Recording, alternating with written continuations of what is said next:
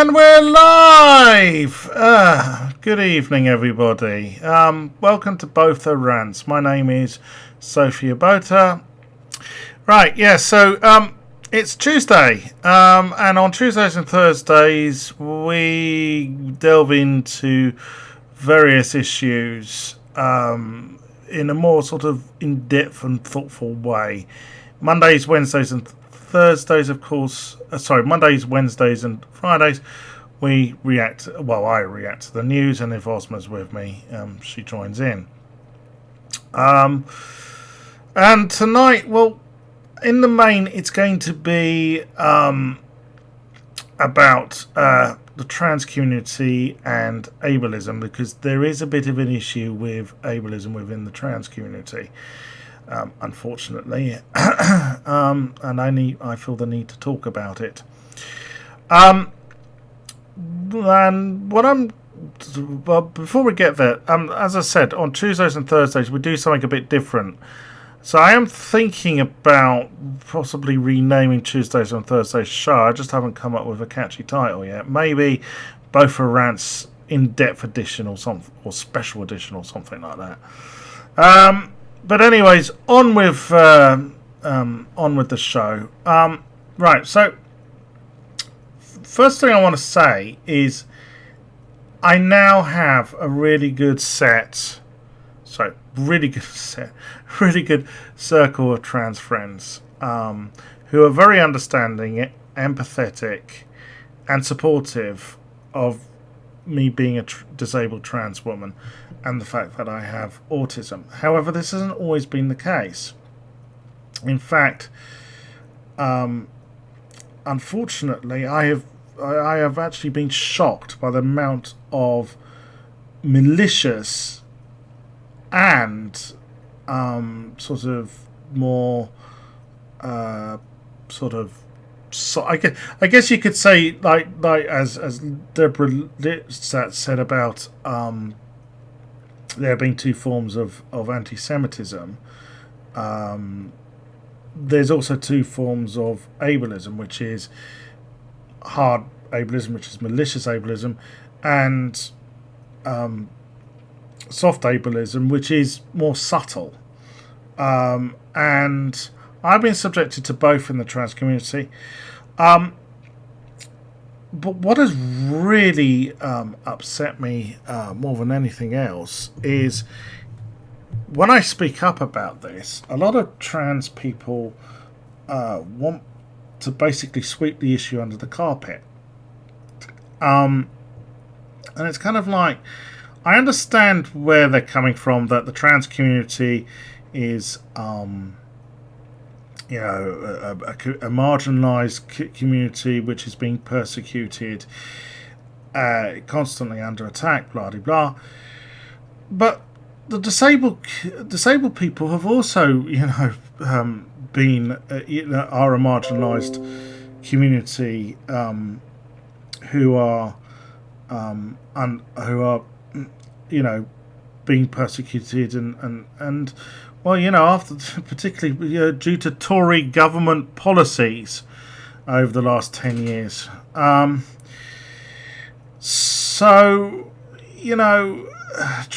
We know there's a problem in the trans community with intersectionality, and well, no one ever seems to want to do anything about it. So I have to, make videos like this. And people seem to think, well, I'm just going to dump on, I'm dumping on the trans community. I'm not dumping on the trans community. As I said, I have got a good, circle of trans friends who are supportive and understanding about me being, a disabled trans woman. And I think that the vast majority of trans people would be empathetic and understanding.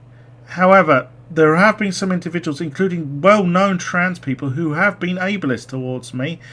And I can't turn a blind eye to that, because it's like, well, if you're going to get trans people being nasty to another oppressed minority, then, there's going to be a lot of people saying, well, why should trans people have social justice and equality themselves if they're going to be nasty towards others, wanting the same?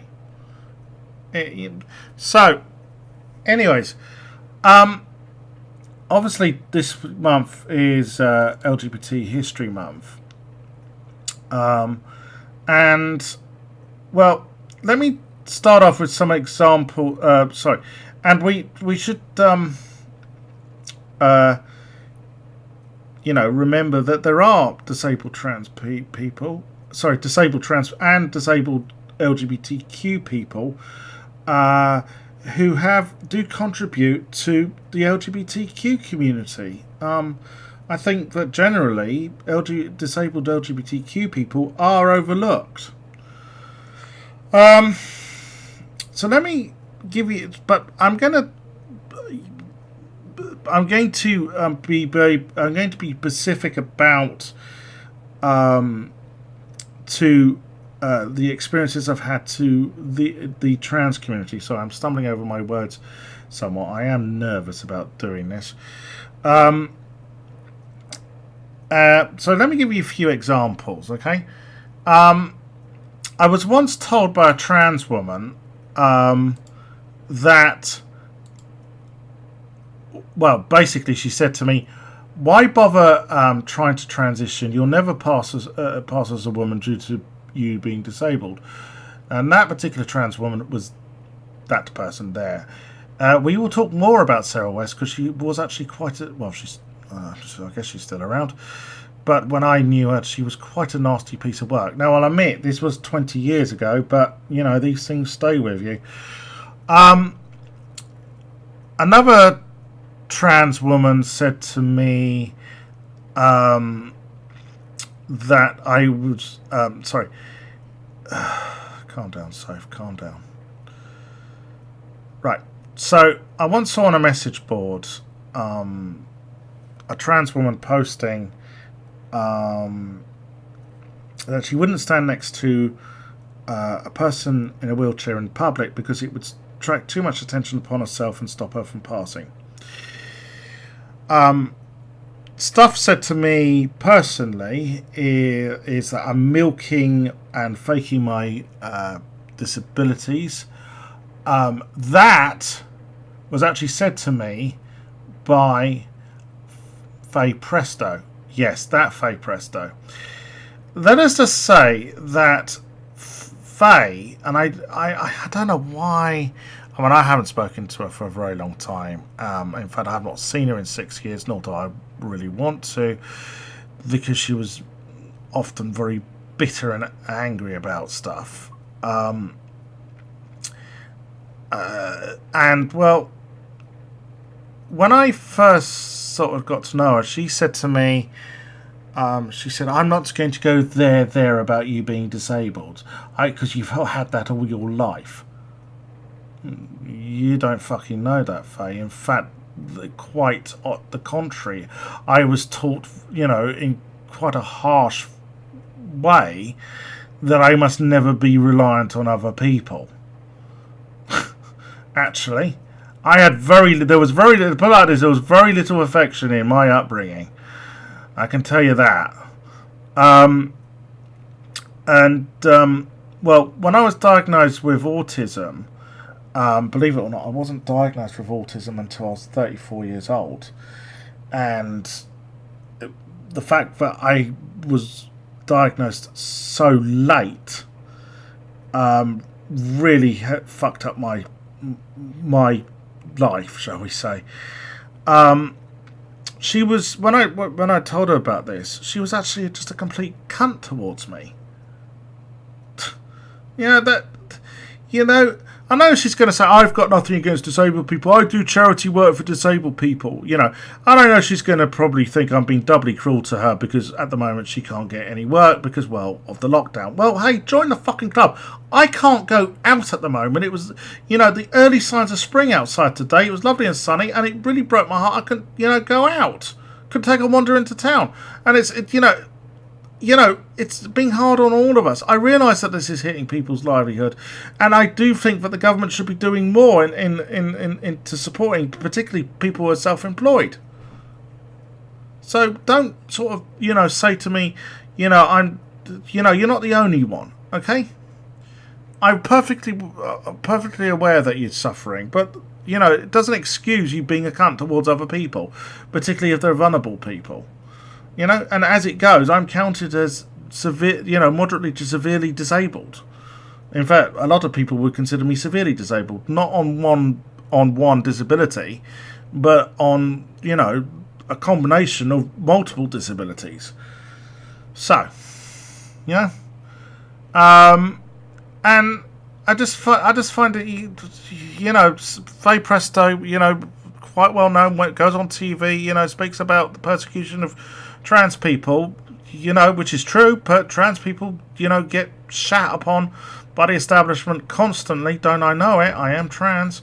But at the same time, will be nasty in private to disabled people such as myself. So, now obviously the whole you're milking and faking your disabilities is a problem in wider society. We've had this because, well, after the banking crisis, when the Tories came to power, who did they make to pay for the mistakes of bankers? Yes, disabled people. And of course, they had a whole, establishment to basically spin that disabled people were spongers and fakers and what the fuck ever. I do remember certain headlines in the Mail and the Express. Yes, and people read this and they believe it. So, I once also had a trans woman tell me I wasn't looking for a scientific cure hard enough. Well, unless medical science takes a giant leap forward, there is no cure for cerebral palsy. Yeah, which I have. And there have been basically, people saying I'm weird because I was disabled from within the trans community, which is, that's actually really nasty because it's like, well, a lot of people say trans people are weird, so shouldn't they know that saying stuff to disabled people I guess some of them might be projecting. Also, there's another form of disablism, as I said. There's a softer form, which is, it doesn't always come from a place of malice. It sometimes actually comes from a place of care, weirdly. It's the you don't know what's good for you attitude. This is one which I've had to deal with quite a lot with, particularly with this YouTube channel, because I know that there are some trans people who don't think I should be doing this. But the whole you don't know what is good for you attitude smacks of, does she take sugar in her tea? I guess I'll have to explain that to people, but essentially you would used to have like a disabled person would be out with their carer, and there'd be in a cafe, and the person serving the tea would ask the carer, do they take sugar in their tea? I thought we'd got rid of this attitude in the 1980s. I thought we'd firmly established that wasn't on. But apparently I still seem to endure it from trans people, and I do find it somewhat hypocritical, because I'm sure there's a lot of, transphobes out there saying that trans people, should be prevented from mutilating themselves, in their opinion. Obviously, I don't agree with that, because, I would very much like a vagina. Unfortunately, because I'm disabled, I can't have, one. I can't have one. I can't have gender reassignment surgery because of my disabilities. So, how do you think I feel? I also know that there was a story about another disabled trans person who was actually more severely disabled than myself. I mean, lucky enough, I am not yet in a wheelchair, though unfortunately I am heading to being a wheelchair user. There was a disabled trans woman a few years ago called Hannah, and she, tried to basically get to events and stuff, and she was always somewhat sidelined.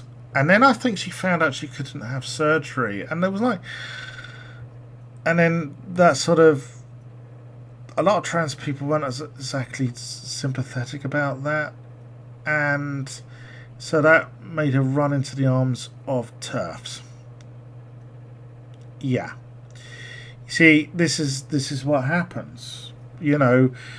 Uh, you know that if you reject some trans people, some trans people, they will turn against the trans community. Now, I will never do that because I despise bigotry, and TERFs are bigots, and but at the same time, I kind of think that there is an awful lot of shall we say, snobbery, and there's particularly class snobbery weirdly in the trans community, as I've found out. But there is, as I say, ableist bigotry, and I mean, as I said, it's not always obvious, and people might not say it to your face, but you know that they don't want to know you because you're disabled, because you're autistic. I mean, particularly if you're autistic, because it is time consuming sometimes to have to basically have to explain things to you more than once because you have problems understanding certain things. Asperger's is very complicated, and I can't be even bothered to fathom, a way of sort of describing it to you. I mean, most people know people who are Asperger to be like super nerds, and that's kind of true, but there's a bit more to it than that, and it does affect every individual who is on who has Asperger's differently. So, now one other, and I mean, the whole "she doesn't know what's good for her" attitude was exhibited by I felt it was exhibited to me by a certain Caroline Cozzi. Now, this is an interview I did with Caroline when we were getting on. The difference with Caroline was, I don't think it was ableism, actually. I think with Caroline, it was more the fact she feels she needs to control people. She doesn't trust people, and I can understand why. It comes from the fact she's been fucked over so many times by friends and by the press, and people who she thought were her friends and the press. I have to admit, she did probably mean well, but the one thing you just don't do with me is you try and control me. And I kind of felt, there was that attitude of she doesn't know what's good for her. It did feel like that, but I don't think it was like a deliberate, and as I say, I don't always think this is deliberate. The likes of Sarah West, who we'll get to, that was deliberate, right? Faye Presto, that was deliberate, right? With Caroline, I don't think it was deliberate. I mean, there were other issues with Caroline, and we no longer talk, and, as far as I'm concerned, we're probably both happier that we don't. Now, one other well-known trans person, I'm not going to say Kelly Maloney's disablist. I'm going to leave it up to people to decide. Sorry, disablist. I'm so used to basically there are two terms for bigotry towards disabled people. One is ableism, and the other one's disableism. Generally, people use the term ableism, but I have used the term disableism because it does seem to make more sense in the past. But I seem to be most people use the term ableism. Anyway, I will let people. I will tell what happened and let people make their own mind up. So Kelly Maloney is known to have a few, somewhat dodgy, bigoted views about the LGBTQ community, a bit like India Willoughby. And Well, I started challenging her on Twitter about this, and particularly as there was one time I remember she sort of like she appeared on on one of the Sunday morning sort of political shows, and she said it was about self ID, and she said she didn't care about self ID. Well, she doesn't need to care about self ID. She's got the money to be able to go and get a gender recognition certificate, and it really smacked of, I'm all right, Jack. Fuck you. Anyways, so we had a few clashes on Twitter, and she then said she wanted to meet me.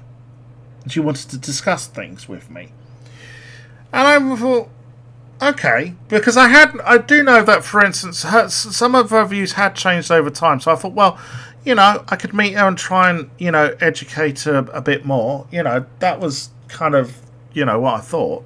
I mean, for instance, she opposed same-sex marriage, even after, and we know about what happened when before she transitioned and she was UKIP's mayoral candidate for London. The whole they'd banned pride parades, and they didn't want to go into Camden because there was too many black people there, which is kind of weird considering that they managed Lennox Lewis. But anyways, they did seem to be somebody who was willing to learn, So I thought, okay, I'll meet them. What was weird was they asked to meet me at a service station on the M25. And I said to them, well, I don't drive because of my disability. I have epilepsy. I can't drive. Well, I couldn't drive anyways because I'm visually impaired. But there are various reasons why I can't. I would not be able to drive. When I told her that, at that very moment, she started to get very sort of back off about wanting to meet, and I detected that she was a bit uncomfortable about the fact that I was a disabled person, and she didn't want to meet another disabled. I mean, she claimed that she worked with disabled kids, which is the same sort of defence, I guess. Faye Presto would use, but that defence is like the racist who says I can't be a racist because I've got a black friend. It did seem to smack of that. Now I'm not going to say though. What I will say is this: the last time we spoke, well, we chatted on line. I have actually spoken. I've had sort of one phone conversation with her. It was very, very brief. I needed to get some information from her for an article I was writing about UKIP, funny enough, and she did offer me some information. But the last time we chatted online was the day I found out my grandmother had died.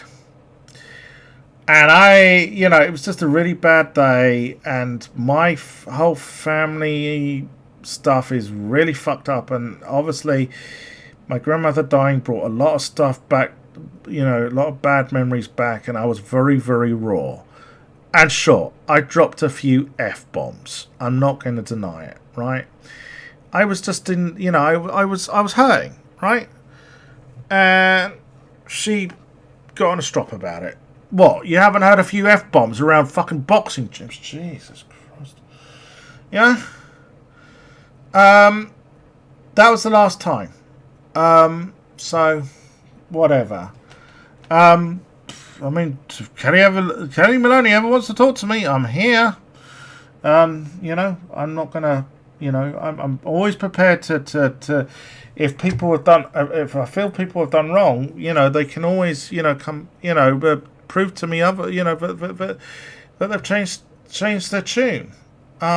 It's not. Look, I'm not the arbitrator of what's ableism or what's not, but what I can say is what I feel is ableism being thrust towards me.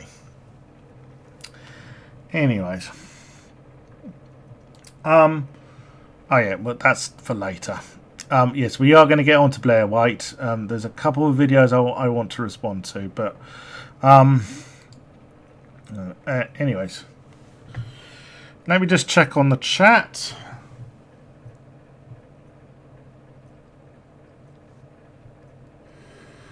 That does seem to be a major issue. Group deserves support if not willing to be allies to other groups. Well, yeah, and I mean, look, there is a problem. I mean, there is an issue generally with the trans community and intersectionality. I'm sure it's the same in other groups. I'm sure, you know, obviously I've known disabled people to be transphobic towards me, including one of my former dormitory mates from when I was at boarding school. You know, was basically deliberately dead naming me and referring to me as by my male pronouns.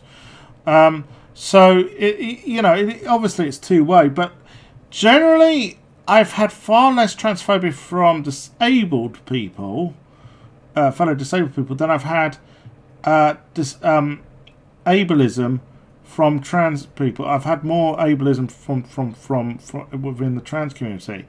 I mean, I've also had anti-Semitism, but to be honest, that's few and far between. It's just generally, I'm always, you know, how do I say this? Look, I'll give you an example here, right? So, a couple of years ago, well, actually, 2018, so 3 years ago, I went to a protest, and it was a trans protest against Trump, and there was another trans woman holding the other side of a flag, which I was holding. It was a big flag, and what happened was she asked me, "Oh, why are you?" She said, "Why are you limping? Is everything okay?" And I went, "I have cerebral palsy." And she went, "Oh, that's weird." Now, it'd been a really long, hot day. This is the summer of 2018, and if anyone remembers, it was a fucking hot summer. It had been a really long day. I was tired. I let it go. Okay? But it's that kind of thing which happens, right? Which, you know, I can do without. You know, the fact that she called me weird for being disabled, she wouldn't have liked being called weird for being trans. Right? That's you know. Now, I have friends who are diversity trainers who are trans, and they do recognise there is an issue, but really, not enough is said. Honestly. You know, some of the stuff that's said to me has been very hurtful. It has reduced me to tears. You know, sometimes I've had trans people refusing, you know, well, they're basically friends, and then they sort of turn around and start being really nasty to me because I'm disabled. Now, that hasn't happened recently, but it has happened. Okay? So,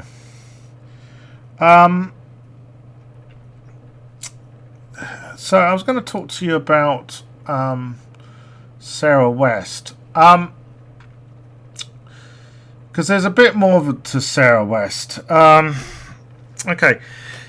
So, admittedly, this is 20 years ago, but this stays with you.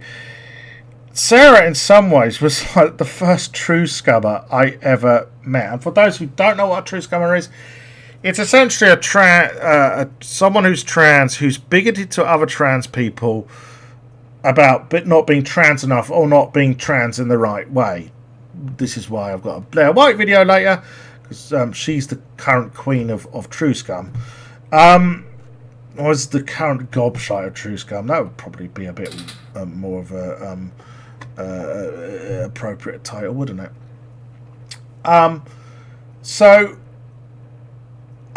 Sarah was, when I first tried to transition in 2002, Sarah was actually one of the first trans people who sort of I befriended. Well, she befriended me, I guess. Now, the irony is, the likes of India Willoughby would not consider Sarah, as she then was, to be a true, real trans woman, because Sarah at that time was gender fluid. There is a rumor as to why. Even though Sarah always gave me the impression of someone who really did need to transition. Seriously, they were very feminine, and you just got, they needed to transition. The rumor was the reason they were still gender fluid was because, or the reason they were gender fluid was because their family was rich, and Mummy Dearest, I think their father had died. Mummy Dearest had told them that if they transitioned fully, they would be written out of the trust fund. I don't know if that's true, but it would explain some stuff. So, anyways, as I was saying, Sarah was actually quite nasty towards other trans women for being less capable than herself. She was actually seriously, she was obsessed with passing. Obsessed with it. I'll give you an example here. She was assaulted on the London Underground, and rather than blaming her assailant, she said, "Oh, the reason I got assaulted was because the T-girl I was with, she didn't pass as well, and so I got spotted. Of course, I'm less capable than Sarah, and she, she basically was kind of nasty about the fact I didn't have passing privilege. Also, I did need to transition myself right at that time. I really did. I mean, I eventually did, and the best thing I ever did. But Sarah basically seemed to think that to be trans, you had to sort of pass some sort of standard which she set. She thought she was the arbiter of that. She, essentially like truscummers, she seemed to think that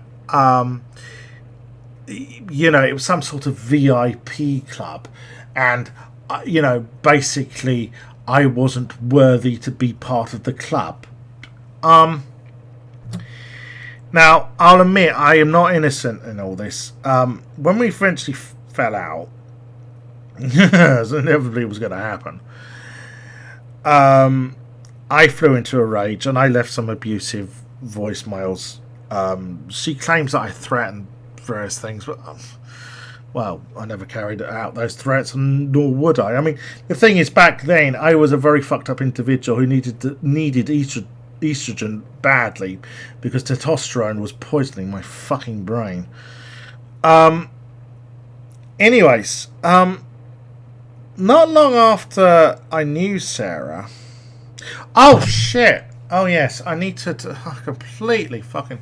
So I need to explain. Sarah did have a claim to fame. Other than she was the sound engineer / producer on the demo, on the Radiohead's demo tape, which got them signed. That's what I think she said to me. I mean, I know she knew them, and she knew Tom York and the rest of them. The other thing was that she got thrown off a plane in, I think it was Omaha. Yeah, it's Omaha, Nebraska. Because what had happened was, and if you look at the date of this, it's quite that day, 5 days. Remember what happened 5 days after that. Keep that in mind. She got thrown off a plane in Omaha, Nebraska, because her passport photo did not match the way she was presenting. So she did explain it on edition of that way. Sorry. Oh yeah, I have to explain that as well. Sorry. It's a bit of a tangle here. the way I understood it was she'd gone to the United States, basically in male mode, because she had some work thing in New York, I think it was, right? So, alright. But then she decided to travel around the United States as Sarah. Now, some people might be thinking, what the fuck? You know, security and all that. Well, in the United States at that time, getting a plane was a bit like getting a bus. Right? So she came to Omaha. She came to Omaha to get a flight to Chicago to come back to London. And what happened is basically she got on the plane, and then all of a sudden some United Airlines staff turned up and said that she hadn't presented, that she had, basically shown a male passport, which showed them as male, but was presenting as female. And one thing I will say here, that's a wig. Okay, I don't like sort of saying that about trans people, but this is important with this one. So what happened was they had to get they had to retrieve the baggage, and they had to go and change. It is embarrassing. It really is. I can understand Sarah being upset about this, but here's the thing: most trans people I know wouldn't travel until they get their documents sorted out. Okay, it's just general consensus. I mean, in a perfect world, if someone is gender fluid, they probably should have 2 passports. I don't know. I personally wouldn't have a problem with that. As I said, the thing is, they were acting like in some ways they were acting like a cross-dresser, yet they were, as I said, they did always give me the impression they needed the transition. I've been told they have fully transitioned now, but anyways, for instance, I forgot I had this. This is an earlier version of their website. For instance, they would go to let's just take it at the Ritz. They would dress as Sarah and go to fancy places like the Ritz, or I don't know, the Ivy, or the Savoy, I guess, and various other places, right? And there is sort of a subculture amongst cross-dressers of doing this. You get these. Where is it? Oh, have I accidentally deleted it? Oh no, here we are. Yes, you get these places, dressing service places, right?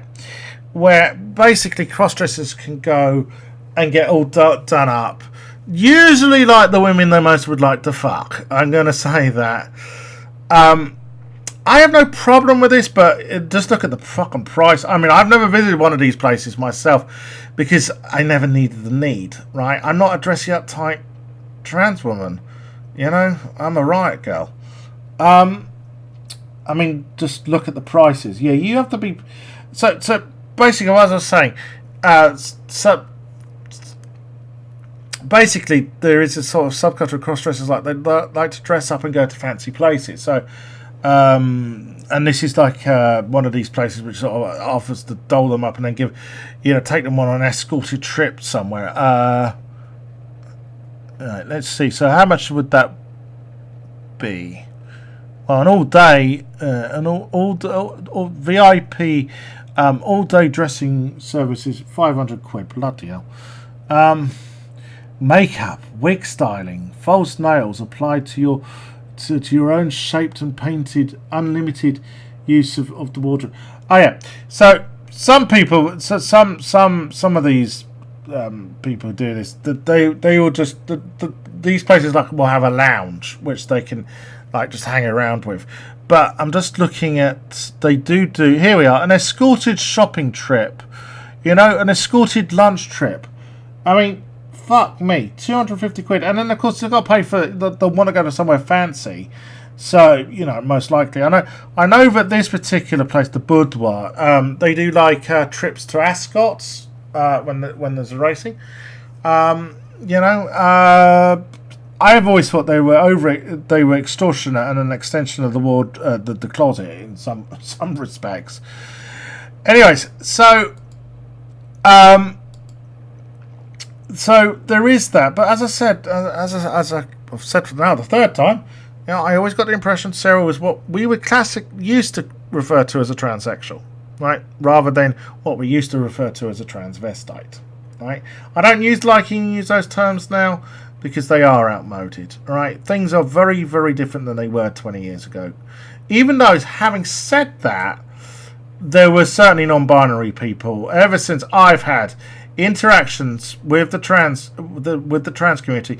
There've always been non-binary and genderqueer people around. Okay, it's not like suddenly they all you know, as Piers Morgan would like you to believe, they all suddenly appeared about like 4 years ago. No. Many. You know, for you know, as I said, 20. You know, at least the 20 years I've solidly had some. Well, not solidly. We'll get to that, but you know, when I started to first have interactions with the trans community about 20 years ago, they've always been non-binary and genderqueer people. But the other thing with Sarah was they like to go to these places. One week is Sarah, and then the next week in male mode, just to prove what a smart ass they were. It was like rubbing people's faces, you know, trying to rub trans, you know, look how well I pass and you don't, to other trans people, which I just thought was like a form of bullying. As I said, the whole passing thing that Sarah was obsessed with was used as a form of bullying, and Sarah's not the only culprit here. You know, many truscum bigots have been are guilty of this. Okay, and it's unfair on those who are less capable than themselves, right? You know, and I'll give you another example. There's somebody I used to know called Rebecca, and now I knew that Sarah knew Rebecca back then because I'd met Rebecca once back in the 1990s at some other event, completely unrelated to the trans community. But I remember I showed Sarah a pamphlet that Rebecca had written about transgenderism and anarchy, right? And Sarah said, "Oh, I know Rebecca." What I didn't know, and as it goes, a few years after this, I actually met up with Rebecca again when I transitioned. And Rebecca told me, I said, I talked to her about Sarah, and Rebecca went, "Oh, you know, and how nasty they were towards me and other trans people." And they went, "Oh yeah, they told me that I wasn't a real trans woman because I wore jeans." If you could see me now, I'm face palming. But you see, that's the kind of mentality we are talking about here. And anyways. So Sarah got thrown off a plane. It was 15 minutes, and she never shut up about it, I can tell you. Mainly because she's a rich person who couldn't get her own fucking way. Well, person who came from money. She was a middle class snob, I can tell you that. Anyways, as I said, basically, she pissed me off, and in those days, someone hurt me, I hurt them back. These days, you know, I just shrug my shoulders and walk away because, you know, estrogen hormones, they just don't change you physically; they also change you emotionally and psychologically, and in my case, for the better, as far as I'm concerned. However, she did it to other people. A few months after me and Sarah fell out, there was a trans woman I met up with called Jackie. And I told her about Sarah. And Jackie said to me, she said, you know, that basically Sarah pissing on my confidence as a trans woman, because by this point, by the time I met Jackie, I wasn't transitioning. I had to sort of somewhat detransition. Long story. I was sort of like a halfway point. I will go into that in more detail in another video at some later date. I essentially did have to detransition, which was fucking awful. And she, because people like Sarah pissed on my fucking confidence. This is the danger of fucking true scummers. This is what they do, right? I am sure true scummers are responsible for some trans people committing suicide. I am pretty certain of it, right? I'm not going to accuse anyone in particular, but it wouldn't surprise me. Anyways, I met this trans woman called Jackie a few months after I had a ding dong with Sarah, and we'd fallen out. And I told her that she'd been really nasty about me, and she said, she did that to my friend Kirsty. She said, yeah, as soon as Kirsty told, they used to go to this place called the Way Out Club, right? And which is a trans venue in London. I've never been, and doesn't really appeal to me, to be honest. Nothing against it. If people enjoy that sort of if people want to go to a trans venue, they should go to a trans venue, because they will meet possibly other like-minded trans people. Anyways, Sarah and Kirsty used to go to the Way Out Club, and Kirsty told Sarah that they were transitioning. And as it goes, Kirsty, by the point Jackie was telling me this, was actually post-op. And basically, Jackie said she started being nasty to Kirsty. Now, remember what I said to you about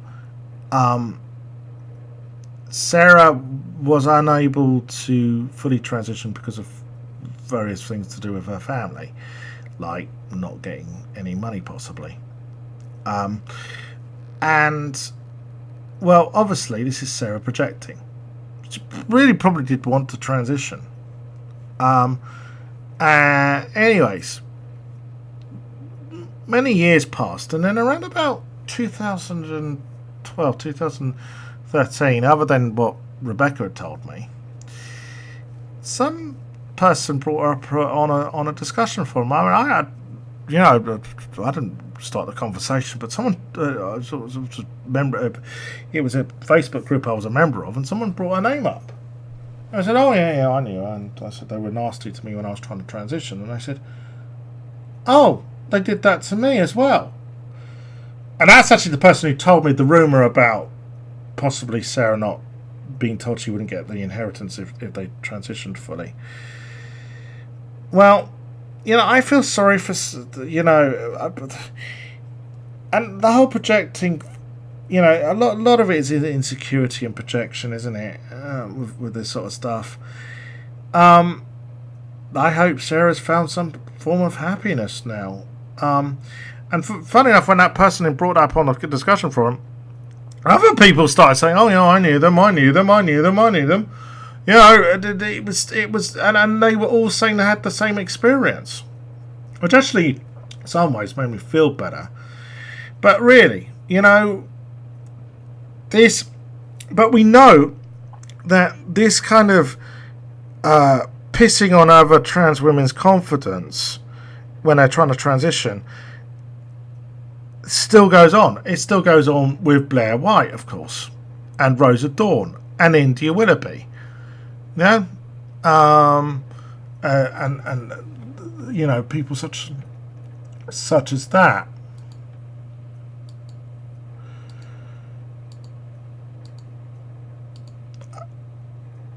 Yes. So now I'm going to talk to you about Blair White. Because, well, she is the queen of the true scum. Or the gobshite, the chief gobshite for true scum. It was inevitable that I was going to, have to talk about Blair White. I mean, I've already done a reaction to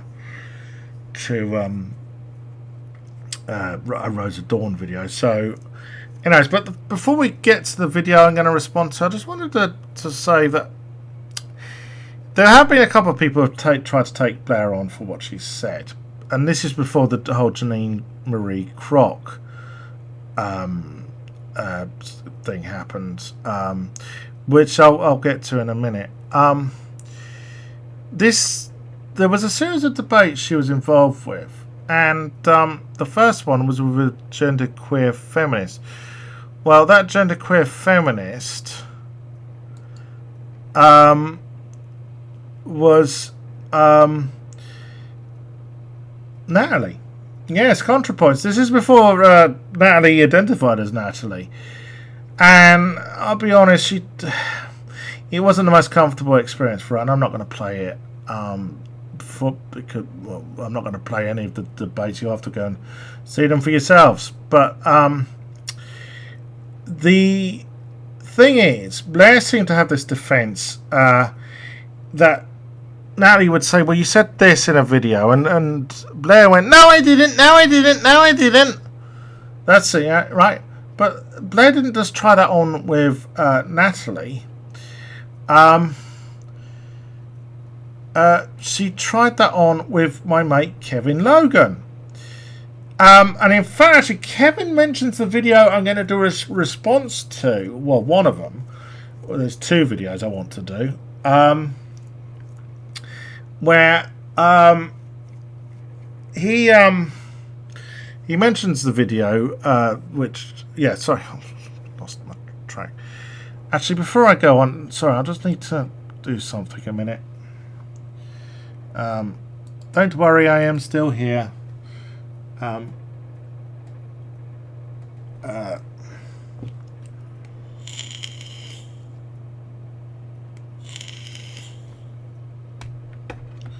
So,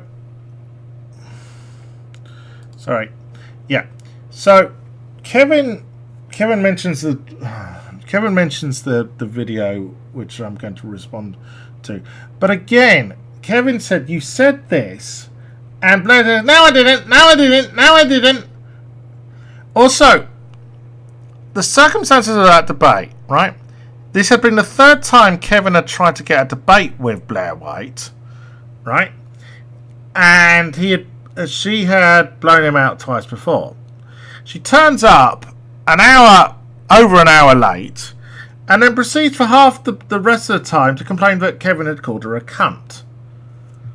The fucking far right really are snowflakes, aren't they? Now, but one person did get the better of her, and that's Volsh. And I suggest people, go and see this one. Because Volsh, like Kevin and Natalie, had said, well, you said this in a video, and she went, no, I didn't, no, I didn't. But he got her onto the subject of non-binary people. She said some stuff, and he started picking at her for basically her non-binary phobia. And he got the better of her. You see, I don't think Kevin and Natalie, even though, Kevin's a mate, I don't think he did get the better of Blair. I think she gets away with a lot. Now, obviously, there's the shit with Janine Marie Kroc.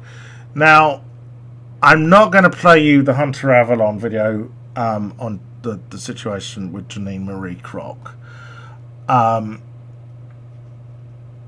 And oh shit, I've got the wrong bloody video. Why did I idiot? Hold on. Excuse me a minute. Technical difficulties. I will be back in a mo. Well, a few seconds. Hold on. That is a video I do want to respond to, but there's a one before that. So yeah, Janine Marie Kroc. Actually, maybe I will show you the Hunter Avalon video to explain, because the thing is, she's just lie. Blair just lies, but she's, as well as that, she's also just nasty towards other trans people who are different to her. Okay, so yeah, here we are. I've got that. All right, let me get the Hunter Avalon video up as well, because it does sort of sum it up. I don't think I can properly explain it. Let me just find it. I hope he doesn't mind me doing this, but I think he does explain it probably the best.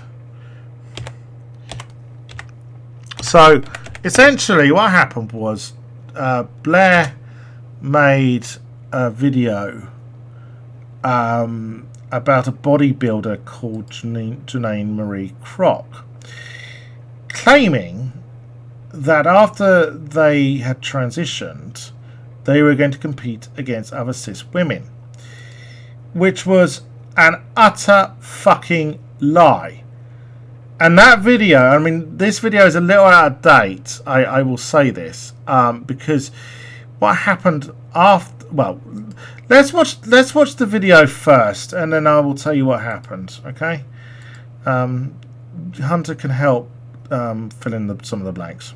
So this is... As a country and as a culture, we should all have an invested interest in the truth, justice, facts, and evidence. Today, I'll be exposing Blair White, a transgender YouTuber who has repeatedly lied, spread false information, harmed people's lives and reputations, and has successfully deceived her audience. Most of you know I've been friendly with Blair White in the past. Back in 2018 and early 2019, we were in the same YouTube community. I was still mostly right-wing, so Blair and I had associated a couple different times. I even visited her apartment with other YouTubers in early 2019. My last encounter with her was in November of 2019 when I reached out to her and asked if she'd be interested in working together to call out the far right.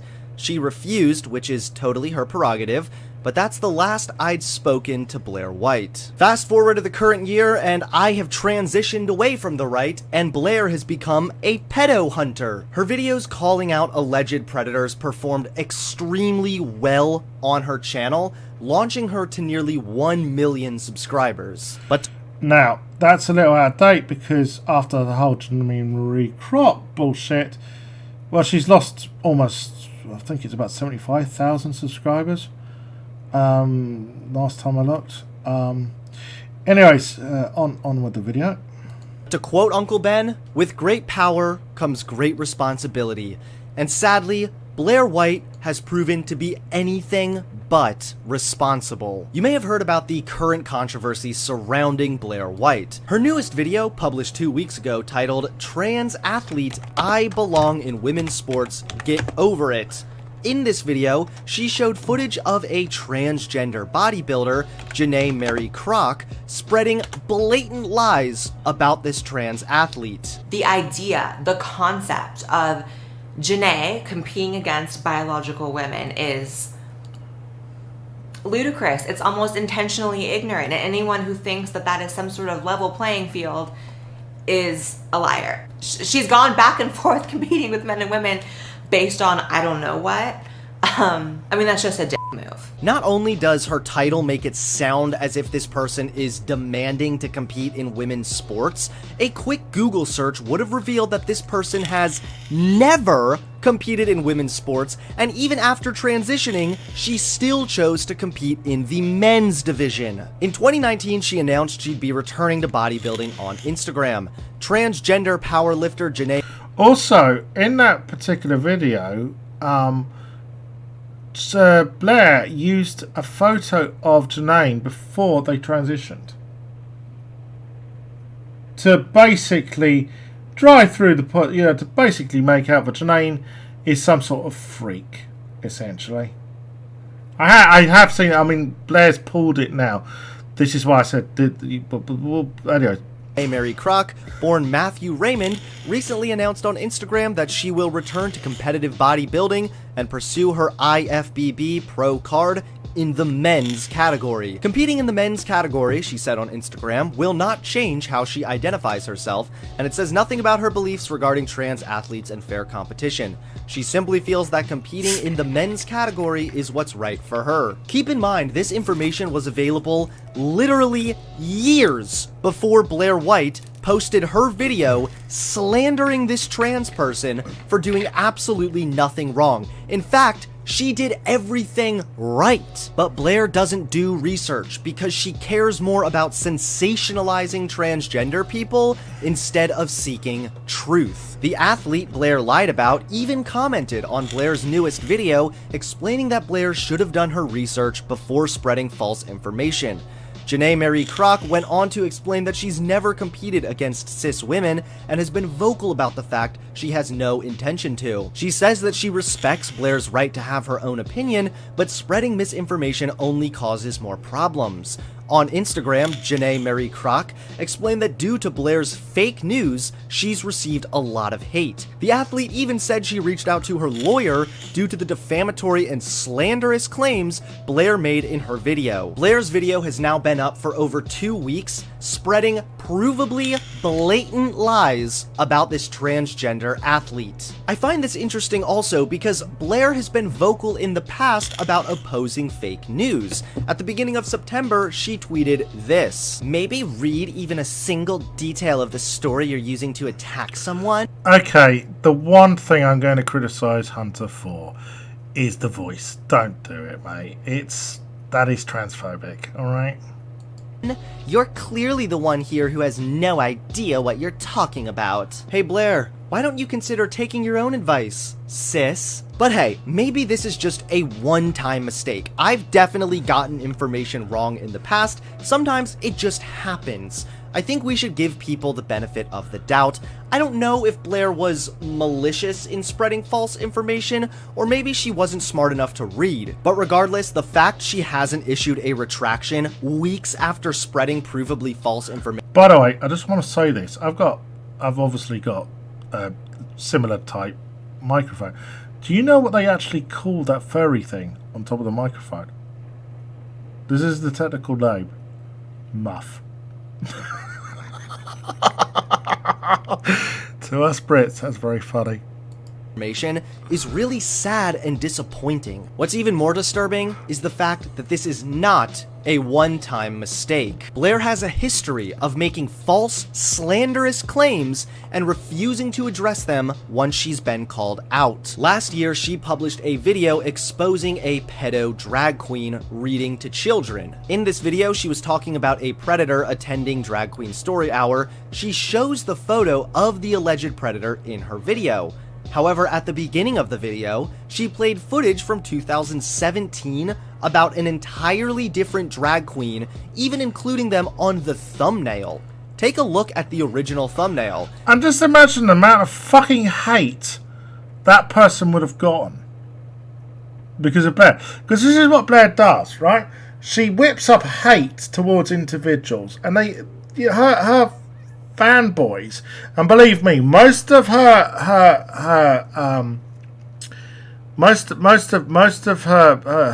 people who watch her are shall we say repressed conservative men who get off on the thought that she's got a cock. Seriously, that is the vast majority of the kind of people who watch her are that. And you know, I mean, sure, there will be a few, right-wing trans women, I guess. Oh, I've met a few. Well, I've not met them, but I've encountered them online. Who, Blair's got some good points here, basically going out and, falsely accusing someone of a pedo, and then probably having, their life threatened for be falsely accused of being a pedo. That's what she does, and it's horrible. It's pretty obvious what's being implied, but this person is not the predator. They're a random drag queen / kindergarten teacher that Blair decided to imply was a predator based on nothing. To me, what you're communicating to me is that you don't actually take this crime and these accusations seriously. To me, it's ignorance. If you aren't sure if this is really a big deal, try and imagine that your face is plastered on the front of a video titled, "I'm a predator, but it's okay because I'm a drag queen." Now, credit where credit is due. After the video received well over 100,000 views, she updated the thumbnail. Still doesn't fix the fact her video opened with footage of an innocent man before cutting to a news broadcast explaining a predator was outed at Drag Queen Story Hour with zero retraction or apology. The implication is still there, and damage has been done. As much as Blair White hates this, her actions have consequences. This may not be the end of the world though. Again, mistakes happen, and maybe Blair didn't think it through before publishing her video.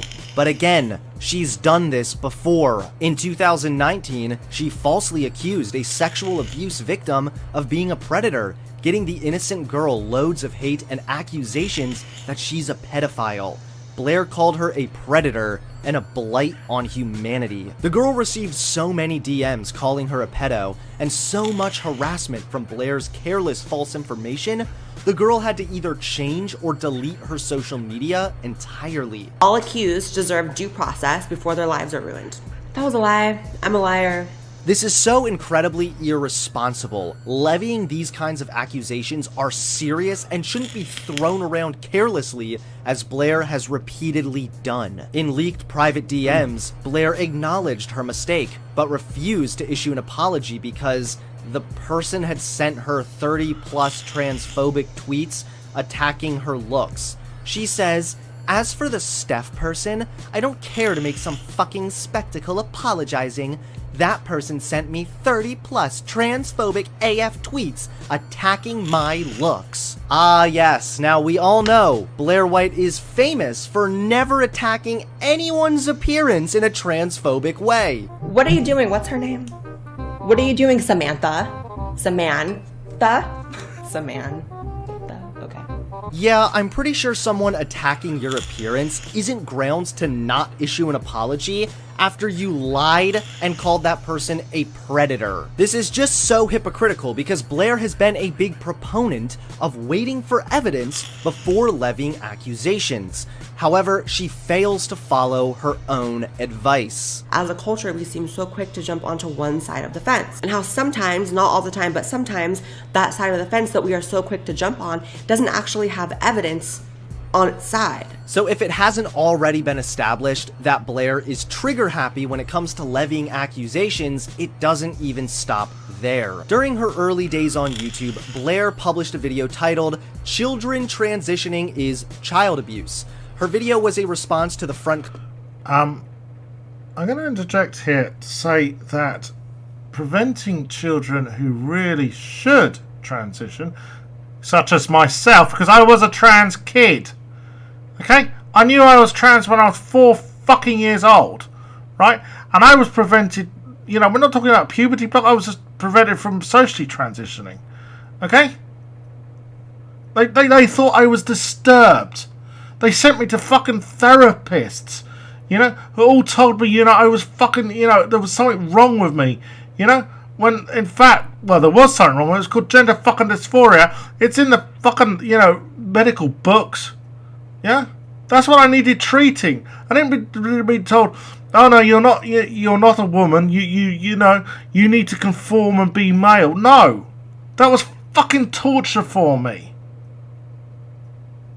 So I really hate Blair for this. I really do. Cover of National Geographic's featuring a young trans kid on the front of their cover.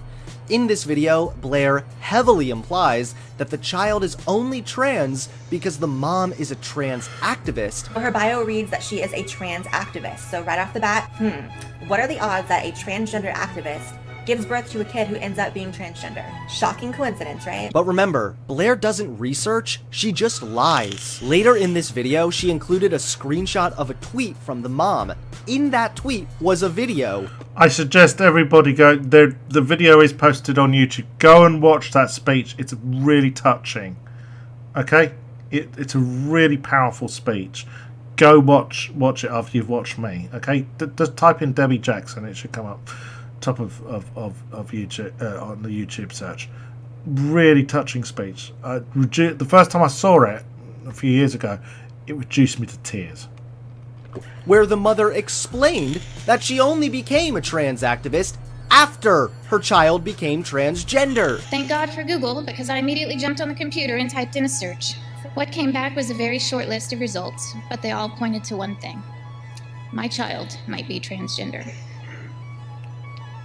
I had never even heard the word transgender before and really didn't know what to think. So how could a woman be pushing her child to be trans when she didn't even know what transgenderism was? This is easy to find out, but Blair has an agenda to push. She's not interested in seeking truth. As a country and as a culture, we should all have an invested interest in the truth, justice, facts, and evidence. The mother received harassment because of Blair's lies, and finally, 3 years later and over 500,000 views later, Blair quietly removed the video, not issuing a retraction or correction of the harmful, false information she spread. I think right now, Blair has two options. She's either going to continue ignoring the backlash, or she'll issue a meaningless, sobbing apology while refusing to actually change. For example, back in 2017, she issued an apology to Riley Dennis, where she said this. I don't regret any of that, but the incessant push to prove that Riley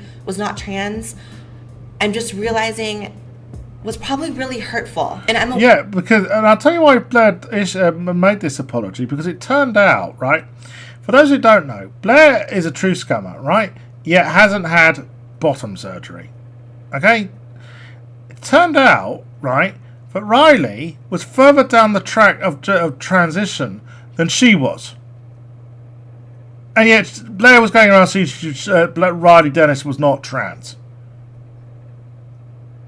Aware that there's no way I would have known before the video where Riley actually discloses this information, but I feel like I was still in the wrong for trying to assume what was in someone's heart and mind when there was just simply no way I could have known. So that's true, yet why does she continue to make these exact same mistakes? This person claims to be trans, so keep that in mind. Okay. This is someone who is not trans. This is someone who's claiming to be trans by what? Putting on lipstick and then going in the media talking about trans issues as if they know. In 2018, she posted a video titled, "I Was Wrong." In this video, she admits she didn't do enough research on some of her content, but again, nothing has changed. I don't think Hillary Clinton is actually the devil, but I regret doing this video. She may have very well been. What Blair's talking about here is Pizzagate. Yeah, if Cara's is still watching this, that's right. Blair Wright helped push the whole Alex Jones Pizzagate bullshit about, was it Comic Ping Pong, the pizza parlor, supposedly having to be the place where the Democrats in conjunction with Satanists had a child abuse ring, which was all obviously all bullshit. But Blair was one of the people pushing it because, well, Blair, of course, sucks Trump's cock. Sick, but the evidence I used in this video is reaching at best. It's so flimsy, it's so weak, and I'm surprised more people didn't call me out on it, honestly. Blair makes these apologies for damage control. Right, now, so let me explain to you what happened after this.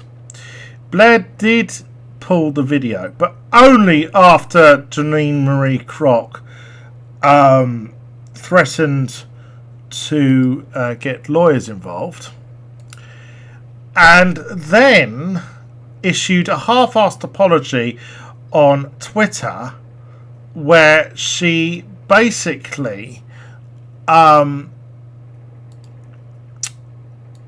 sort of tried to play the victim by saying, "Oh, well, I've been overworked, and we all make mistakes." Hey, Blair, it's your fucking job to do fucking research. I'll admit, I fuck up sometimes, and I try to my best of my ability, but I'll admit I do fuck up. Now, but when the thing is, right, with Blair, she doesn't care She is a complete and utter narcissist. She'll just throw anyone under the bus.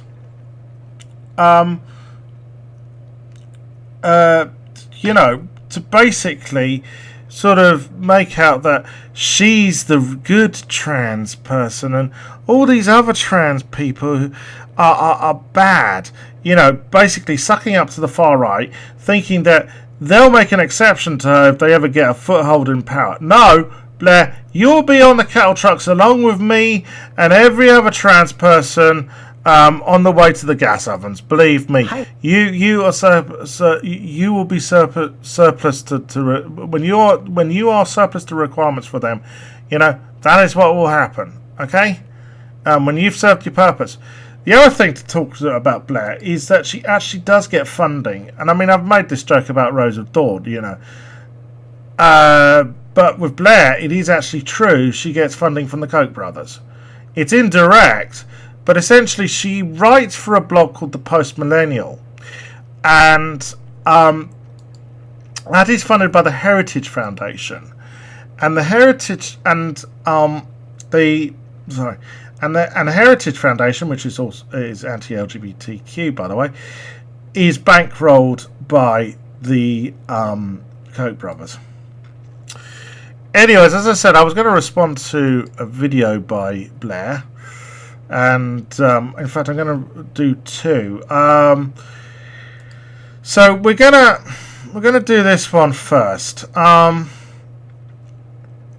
Well, let's do it.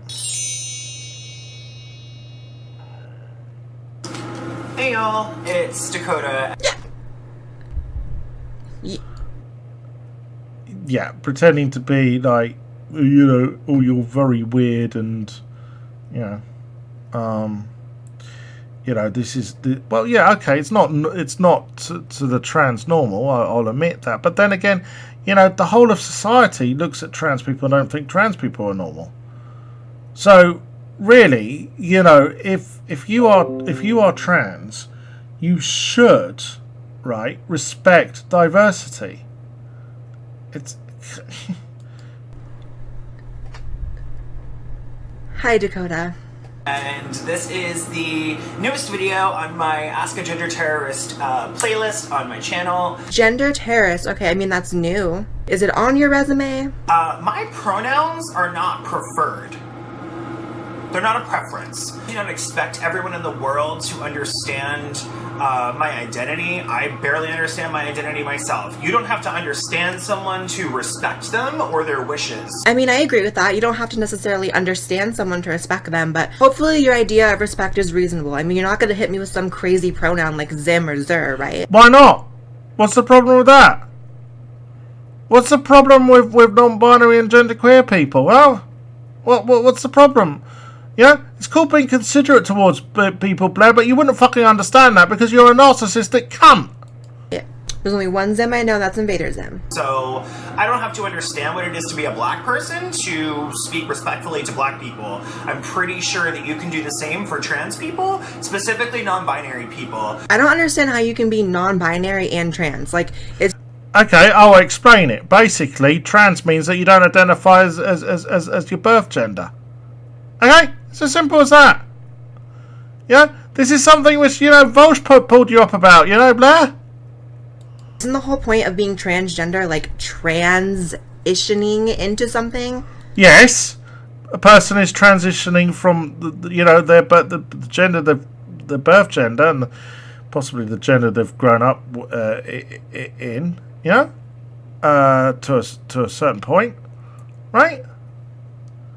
Yeah? Just as you did, Blair, you know? I thought non-binary was like... I don't fucking know. Right, as well as shit politics, she's also got shit taste in music. That's Avril Lavigne. Ugh. In fact, I'm kind of embarrassed that I know that. Funny enough, talking about music, every time I hear Blair White talk, I always, and see her, I always think of the Frank Zappa song, Valley Girl. And there are quite a lot of people who actually agree with that joke, by the way.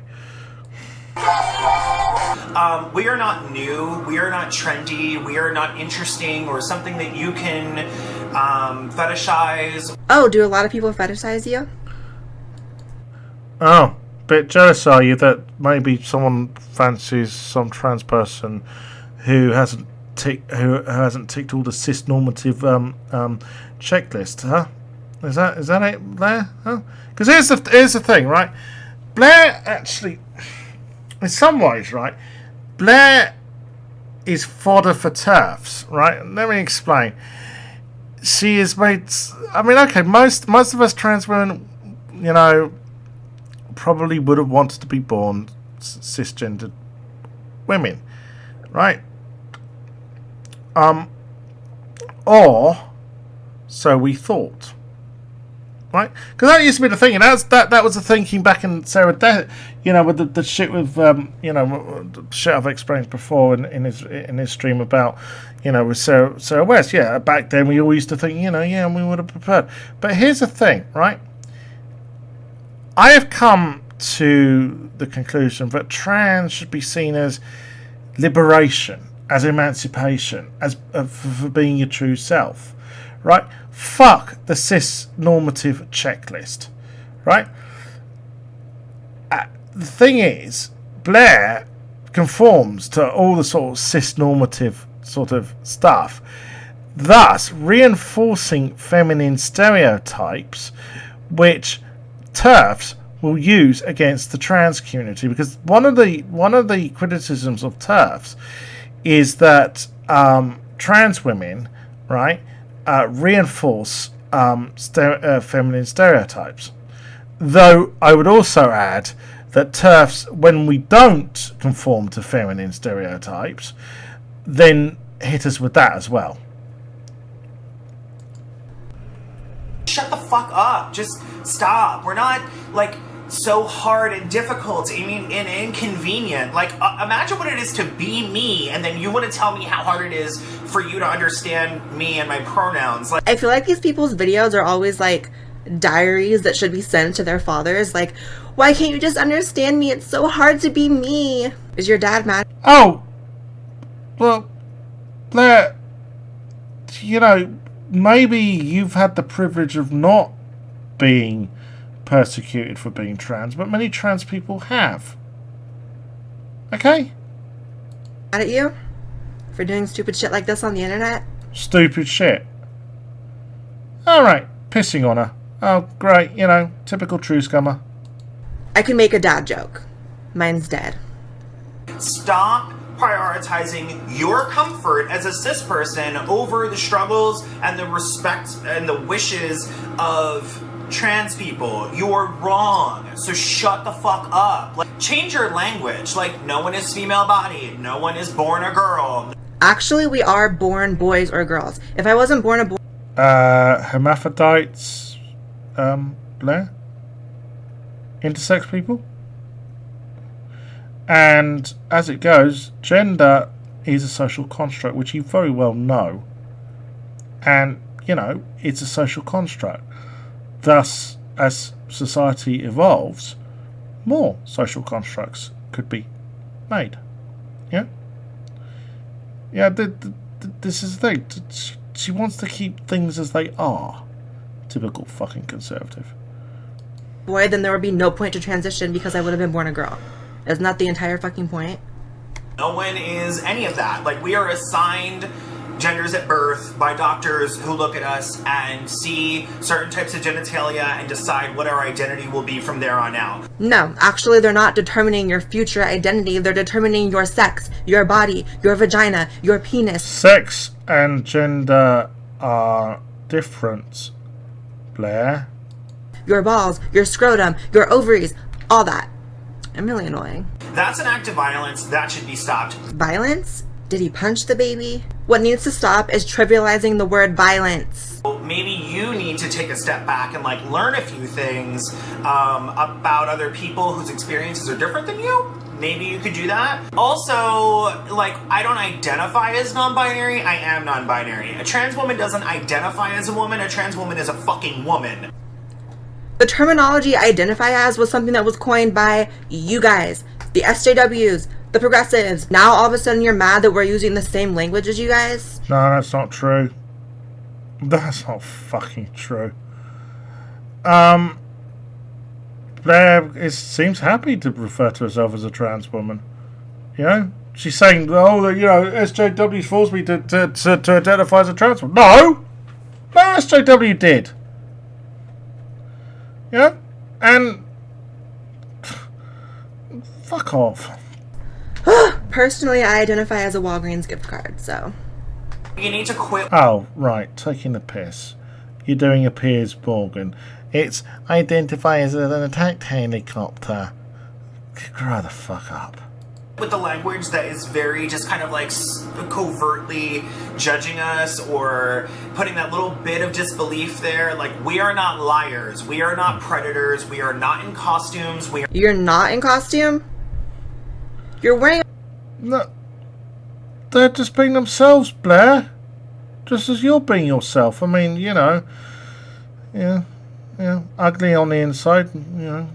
Somewhat good looking on the outside, I have to admit. But, you know, ugly on the inside. You know, we're seeing you for what you are. A bigot. Yep. You know what? I'm not gonna go there. I'm not gonna make fun of this person's appearance. We're just gonna disagree on ideas. Is that a safety pin? Non-binary. Oh, that's a typical conservative one, you know, isn't it? That, you know, people with piercings. Yeah, you know, conservatives, they always get wound up about people with piercings. Yeah, they don't like me. I've got lots. Identities outside of hardline, patriarchal, heteronormatively defined male and female go back thousands and thousands and thousands of years. This is preferred, none of this is opinion, it's facts. These are facts that you need to get used to. No. You don't get to say non-binary is a fact. The non-binary is a fact. As I have explained earlier in this stream, ever since I have had interactions with the trans community, right? And that's more than 20 years now, right? There's always been non-binary and genderqueer people. Fact, they exist. Blair, you told Volsh that you've never denied the fact that they exist, but yet this is what you're doing now. A non-binary gender identity is not substantiated by science whatsoever. And yes it is.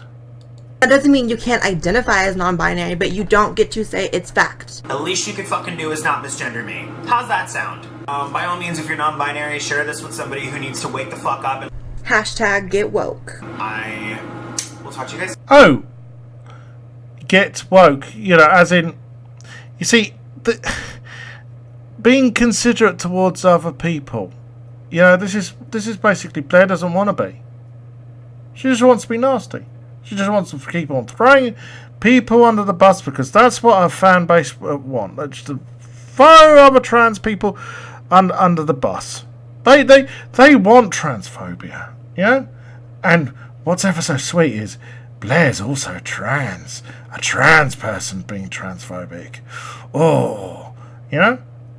Yeah, and basically what they can do is do what Piers Morgan does when he has India Willoughby on you know, his what's it, Good Morning Britain, isn't it? Yeah, I almost forgot what show he presents. Yeah, when he gets India Willoughby on, he can be just transphobic as fuck, and she'll just nod and say, yes, Piers, I agree with you. Not realising, you know, that the reason she's doing that is because she actually wants a job on the show, because she's a failed fucking journalist. But Piers is using her as basically a shield against accusations of transphobia. Bye! Okay, guys, so let's dial back from the humor and the cringe, and let me try to make a real point here. I think for trans people in particular, pronouns are important. However, you can't expect people to use language in a completely different way than they're accustomed to just for your comfortability. Oh, that's like saying, you know, you shouldn't expect Southerners not to call, after the Jim Crow laws, the N-word. That's essentially what she's just said there. Especially if it's a special pronoun like Z and Zim and they and them. You may run into someone someday who's polite enough to refer to you as they and them and Z and zer, But at the end of the day, you cannot get butthurt that people don't walk around using they and them in a singular form. Early in my transition, I did struggle with the fact that my mom had, some difficulties using she and her pronouns because she just wasn't used to it. But you do have to be patient with people, and screaming at people to shut the fuck up because they're wrong is not how you get anything done. The reason why so many people Waffle, waffle, waffle. Okay, so there's one other video I want to tackle. Now, last week you might have seen that I did an interview with Vera Wild, and we did refer to this video. And I wasn't sure whether to go through this, because as Vera Wild says, what is hurtful, particularly hurtful for Vera, is that this is the most viewed video about her or featuring her on YouTube. In other words, none of the videos that Vera puts out on her own channel, are viewed as much as Blair White dunking on her. But anyway, let's go through it. Hey there, my name's Vera. I'm trans. I don't have dysphoria. Honestly, I live within driving distance of Little Miss Blair. I could take her out from a distance. It would be my pleasure to erase this trash from Earth. Right. Gender dysphoria to be transgender. Is gender dysphoria a prerequisite to being a transgender person? Now, despite never going into depth about my opinions on this topic, I get a lot of hate comments about it and what people perceive my stance to be, which I have briefly discussed, but never in depth. So today we're going to react to some videos of some trans people who feel very strongly that you do not need dysphoria to be trans, as well as going over a very insane death threat I got over the situation. But very briefly, I just wanted to state that all throughout the month of May, you guys know I've been doing a couple Cash App and PayPal video I post on my, be on the lookout for that. So before you go any farther, I feel like it's definitely important to define gender dysphoria because that is a focal point of this video. So gender dysphoria is defined as the condition of feeling one's emotional and psychological identity as male or female to be opposite of one's biological sex. It also, that's a little bit out of date definition. Yeah, plenty of non-binary and genderqueer people also have dysphoria, Blair. But anyways.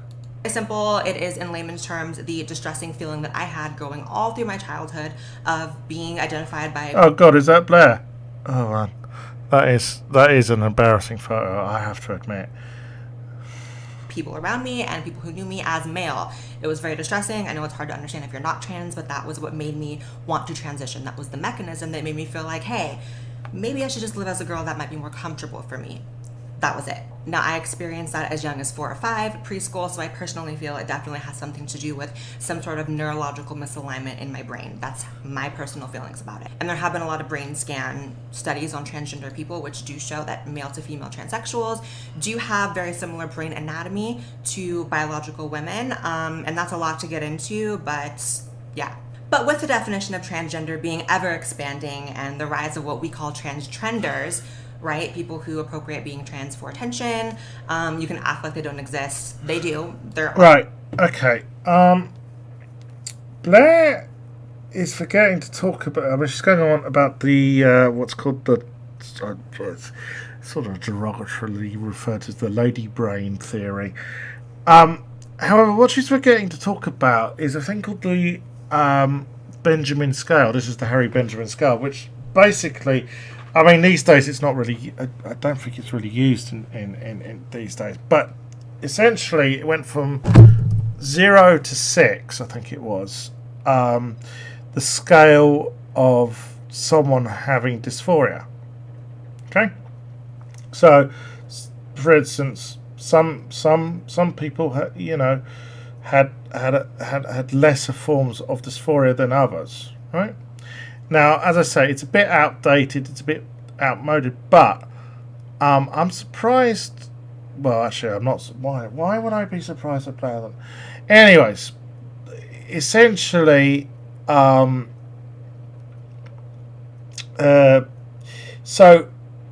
let's see. Is essentially say that dysphoria is a very fixed thing. Okay, it's not. People have it in different degrees.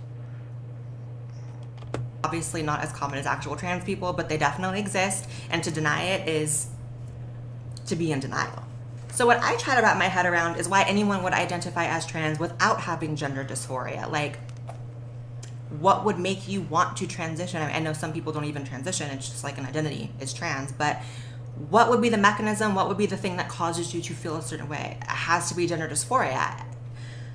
I can't imagine anything else. I mean, unless you want to start getting into talks of my soul is female and whatever, but I personally don't believe in souls. That's just not where my head has ever been at, so I'm not going to go that route. So I personally feel that the existence of gender dysphoria validates trans people on a scientific level and gives other people the opportunity to see that it's not really a choice that we feel or behave this way, similar to how society coming around to the idea that gay people don't choose to be gay helped them. I mean, they're gay. They didn't choose it. That's just what it is, regardless of how your beliefs are.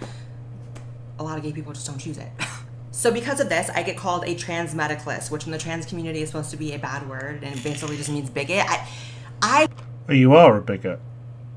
Even if you're not a trans medicalist, Blair, you piss on other trans people for not being trans enough or for being trans the wrong way. You don't recognise that gender dysphoria comes in different degrees. So, yeah, you're a bigot. I cannot begin to understand why that makes me a bigot, the idea that we are validated by science. But of course, the idea that there is scientific validity to being transgender completely destroys the argument of self-identification, which is just all the people they're doing it for attention. Like, they don't have dysphoria, so they want to be included without having to have it, which is very debilitating, by the way, and it's a bit of an insult to people. No, they're not doing it for attention. They're just being themselves. You see, here's the thing. She's yet again, trying to set herself apart. That, I'm the serious, real trans woman, and all these other people, they're just doing it for attention. They're silly. Yeah? Vera's, is just, as seriously a trans person as you. Her identity is just as valid as yours. Okay? Who do experience dysphoria, to just be told that, like, that's not a prerequisite to being trans. I'm sorry. Every trans person I've ever talked to has experienced it to some level, and the plight is real. It's real. So let's take a look at some of these people today. This person left a comment on a Facebook post someone made about me, and I actually ended up having to go to the police with these person's comments and reporting them, and you'll see why in a second. This person says, I'm sick of him, talking about me, cute, invalidating trans-identified folk who are open about never experiencing dysphoria. He is transfer truscum LA trash. I don't know what trans... Okay, if they have sent them Blair death threats, that's wrong, okay? I don't know if she's going to... I can't remember if she's going to reveal it. I have seen this video before, but... yeah, the death threats are out of order, okay? Yeah, she's a gobshite, she's a bigot, but... No, violence never solves anything. Transfer means, I know truscum is what they call people who believe in gender dysphoria. Well, truscum, as I've explained before, is a trans person who basically is bigoted towards another trans person for not being trans enough. Or trans the wrong way. And that is you, Blair. You fit the definition perfectly. So interesting that you see yourself as fighting for trans people while calling me he and him. That's trashy. I think the reason they're doing that, Blair, is because, well, basically because you are nasty towards other trans people, right? Now, I'm not saying they're right. I don't think they are, right? I think it's wrong. Two wrongs don't make a right, okay? But that's the reason, all right? So this person went on to say, honestly, I live within driving distance of Little Miss Blair. Like her, I own implements and know how to use them. As I say, threats of violence never solve anything. I could take her out from a distance. It would be my pleasure to erase this trash from Earth. Imagine being this disgusting. Someone replies, so you're threatening to kill her? She replies and says, I didn't say that at all. Just saying I could pay Blair a visit, have a talk with her face to face. Implements could be pens, paper, a phone, chocolate milkshakes. Use your imagination. So clearly that person is threatening my life, and I went to the police about it. And, you know, you can see the misery in their face for sure and why they would be that hateful and disgusting. But let's focus on what you said about dysphoria versus not having dysphoria. So for people who believe that you don't need gender dysphoria to be transgender, you need to explain to me what else would make you want to transition. What other possible thing or purpose could there be to transitioning? To be yourself. It's as simple as that. And why can't you just respect people being themselves? It's not that fucking difficult. Because I can think of a few things. I know people get attention when they transition. I wouldn't like to believe people do that, but I know some people do. And I'm sorry, but that is quite insulting and definitely feels like the appropriation. Oh, here we go. You see, it's back to the Sarah Weston, you know. You see, the mantra amongst trans people back 20 years ago was, you should do everything you can do to pass as a woman, and then after you had gender reassignment surgery, you hunkered down and lived in stealth. And of course, passing, as I said, was used as a means to bully people, and this is what Blair is doing. Of something that many people struggle with, to the point where a lot of them think of really harming themselves and actually do it. I've never personally been at that point, but I have been at a very low point. I remember when I first started my channel, you guys know I didn't have, you know, my transitional surgeries. Oh, feel sorry for me, blah de blah de blah de blah, while I shit on other trans people. No. Sorry. You know, Blair, you don't get to play the fucking victim and everyone feels sorry for you while you're pissing on other people.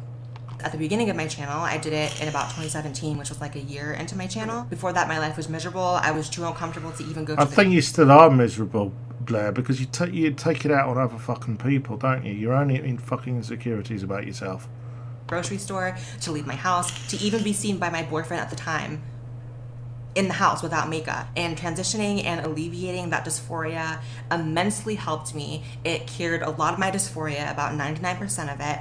And just knowing how miserable it is to suffer with gender dysphoria, it's quite insulting that people would pretend as if that's not part of the trans experience. And for anyone who claims to be trans but that doesn't experience that, you're not lesser than me. I'm not like a badder bitch or cooler or more valid because I experience it. You're valid in your own right, but I wouldn't say that you're trans. I'm sorry. And I'm sorry, but when you get rid of the medical criteria that there is to be transgender and to be diagnosed and set on a path of Right, okay. The gatekeeping. Cisgendered people don't have to validate their gender to any doctor, do they? So why should trans people have to? That would be my argument. Transition, which as of now is the only chance of alleviating and or curing dysphoria. When you get rid of the prerequisites for that, then you're expanding what trans is, and you have kids being diagnosed as trans, going and having life-altering surgeries and going on hormone replacement therapy that really maybe probably shouldn't and end up regretting. You know, we've interviewed detransitioners, we've talked about that before, so... Yeah, I bet you have, Blair, because basically it adds to your whole transphobic stick, doesn't it?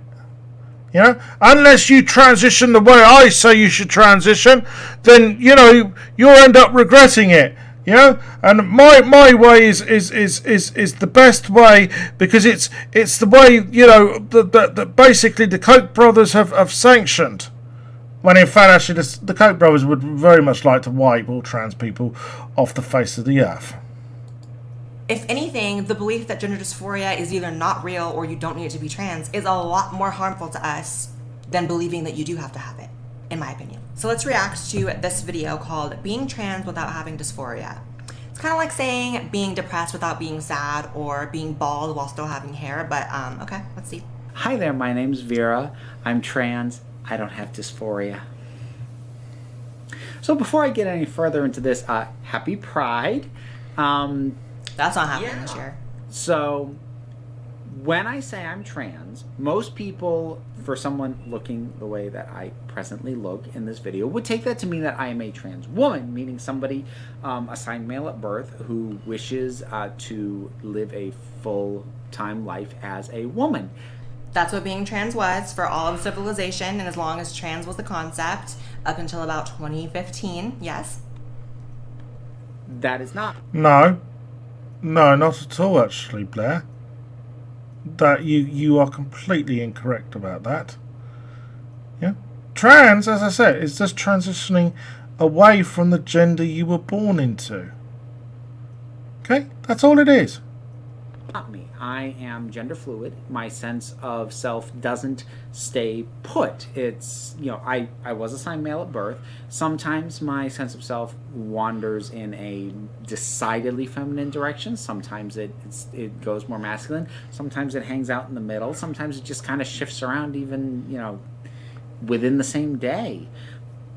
Okay, so here's my issue with that. I don't think that what and how this person is describing themselves is invalid. There are a lot of people who do not adhere to strict gender roles. There are a lot of people who view themselves as a mix between masculine and feminine. Even everyone thinks I'm so girly all the time. I feel like I have a mix within myself. But my problem lies with the fact that transsexuals like myself are forced to be categorized with people whose experiences are... Ah, here we go. The transsexual apartheid. Oh, for sake. Oh, jeez.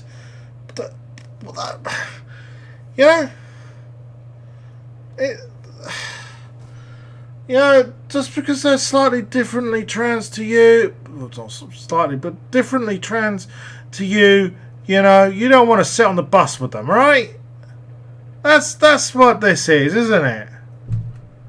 Fucking bigot. So wildly different. It's kind of like saying being bi is the same thing as gay, when it's like, okay, maybe a man who's bi and a man who's gay both are into men, but clearly the life of a bi man is going to be much different than the life of a gay man because they also like women and have the chance of dating women. That's completely different, and that's why we have different categories. For me, and what I know of the trans rights movement going back way decades and decades ago. Well, if you knew anything about the trans rights movement, you'll know that after the Stonewall riots, which trans people were involved with, right, the rest of the LGBT community threw trans people under the bus.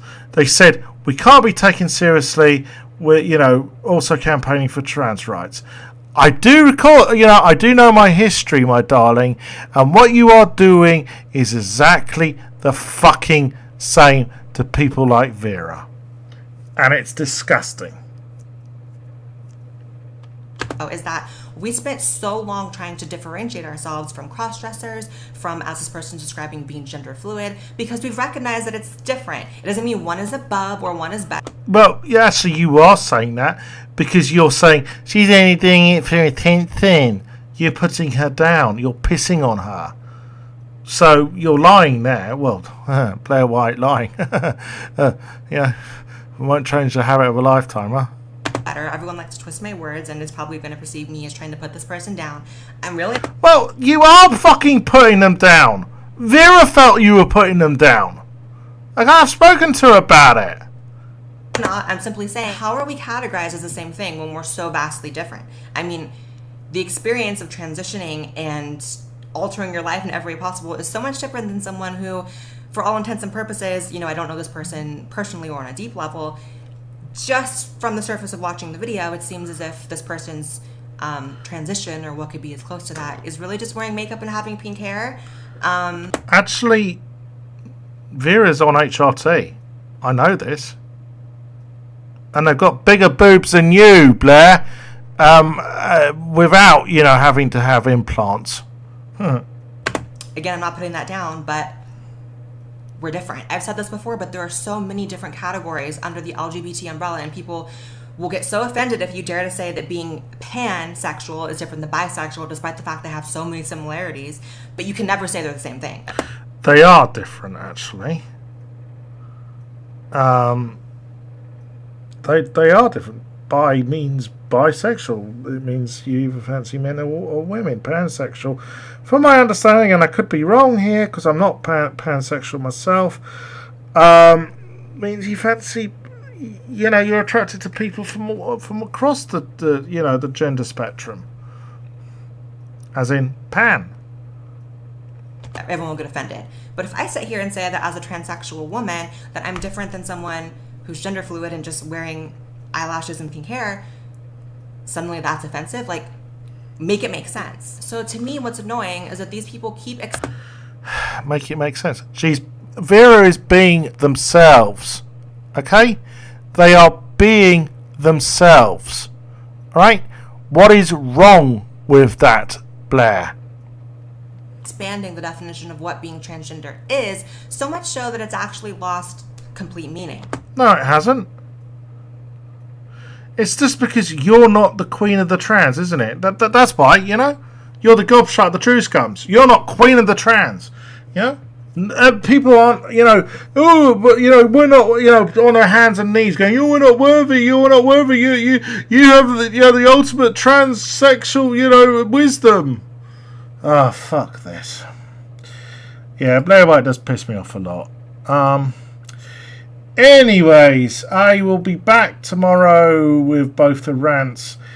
I'm hoping to be live at 6, but at the moment I have to be a bit more flexible because I'm having to self-isolate, self-shield, whatever you call it. I don't have COVID, but you know, basically I've been told because I have a diabetic, insulin-dependent diabetic at that, I have to basically stay at home for the foreseeable future until I can get a vaccine, and I've heard fuck all about getting a vaccine.